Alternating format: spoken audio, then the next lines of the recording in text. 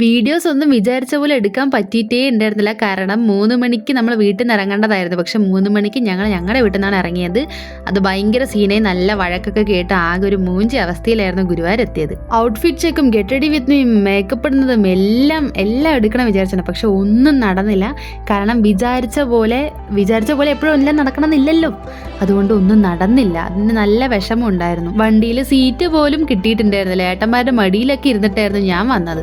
6 മണി to 7 മണി വരെയാണ് നമുക്ക് കല്യാണം മുഹൂർത്തം പറഞ്ഞിരിക്കണം. അപ്പോൾ അതിൻ്റെ ഉള്ളിൽ തന്നെ നമ്മളിത് ഗുരുവായൂർ എത്തിയിട്ടുണ്ട്. എല്ലാവരും വരുന്നുണ്ട്, പിന്നാലെ ഉണ്ട്. നമ്മളാണ് ആദ്യം പോകുന്നത്. അങ്ങനെ ഗുരുവായൂർ അമ്പലത്തിൽ വെച്ച് കുറച്ച് വീഡിയോസൊക്കെ എടുക്കണം വിചാരിച്ചു. അതും നടന്നില്ല. ഞങ്ങൾ എല്ലാവരും ഒരുമിച്ച് ഒരേപോലെ ധാവണയെല്ലാം ഉടുത്ത് എല്ലാം സെറ്റ് ചെയ്തത്. പക്ഷേ ഞങ്ങൾ പിള്ളേർ മാത്രം കല്യാണം തലേന്ന് 12 മണിയാകുമ്പോഴേക്കും എൻ്റെ വീട്ടിലേക്ക് വന്നു.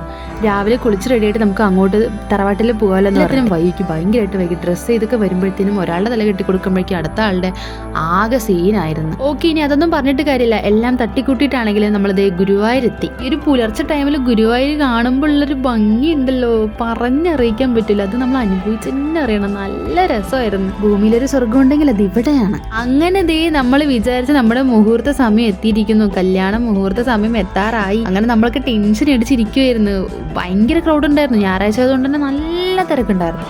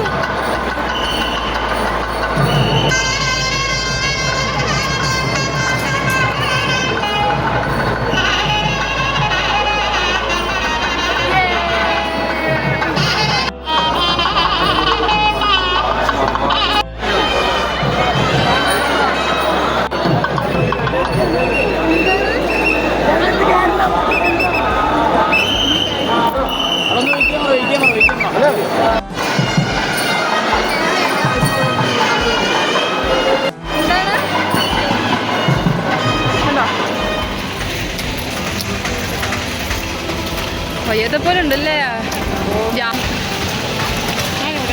അങ്ങനെ കെട്ടെല്ലാം കഴിഞ്ഞ് നമ്മൾ അമ്പലത്തിൽ നിന്ന് ഇറങ്ങി നമ്മൾ ഫുഡ് കഴിക്കാൻ വേണ്ടി പോവാണ്. കാലത്ത് ബ്രേക്ക്ഫാസ്റ്റ് കഴിക്കാൻ വേണ്ടിയിട്ട് 2 ഇഡലി, വട, കേസരി, സാമ്പാറൊക്കെ ആയിട്ട് നല്ല രസമുള്ള നല്ലൊരു ഫുഡായിരുന്നു. ഒട്ടും വൈകാൻ സമയമില്ല. കാരണം നമുക്ക് പോയിട്ട് വേണം ഇനി റിസപ്ഷനൊക്കെ പോകാൻ. അങ്ങനെ പോകുന്ന വഴിക്ക് ഞങ്ങൾ എല്ലാവരും കൂടെ ഭയങ്കര ഡാൻസും പാട്ടൊക്കെ ആയിരുന്നു.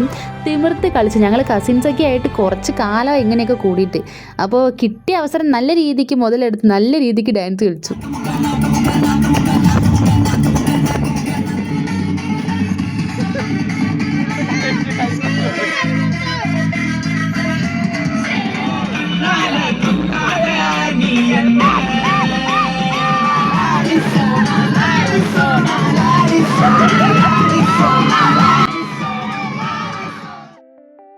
ശരിക്കും പറഞ്ഞാൽ വണ്ടിയിൽ നിന്ന് ഇറങ്ങാൻ തോന്നില്ല. കാരണം അത്ര ഞങ്ങൾ എൻജോയ് ചെയ്തു. അങ്ങനെ കെട്ടി വന്ന് നമ്മളിത് വീടെത്തി. വീട്ടിൽ കയറി അവരുടെ കുറേ വീണ്ടും ചടങ്ങുകളൊക്കെ ഉണ്ടായിരുന്നു. അങ്ങനെ ചടങ്ങുകളെല്ലാം കഴിഞ്ഞ് നമ്മളിത് ഫുഡ് കഴിക്കാനിരുന്നു. കാരണം നല്ല വിശപ്പായി. എന്താന്ന് മറച്ചു വെച്ചേനെ.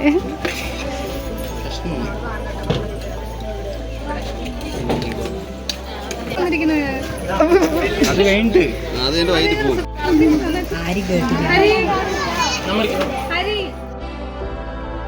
ഓൾമോസ്റ്റ് പരിപാടി എല്ലാം കഴിഞ്ഞു. ഇനി നമ്മുടെ ഫൈനലായിട്ടുള്ള പരിപാടി, അതായത് റിസപ്ഷൻ നമ്മൾ നേരെ ശിശുവിഹാറിലെത്തി.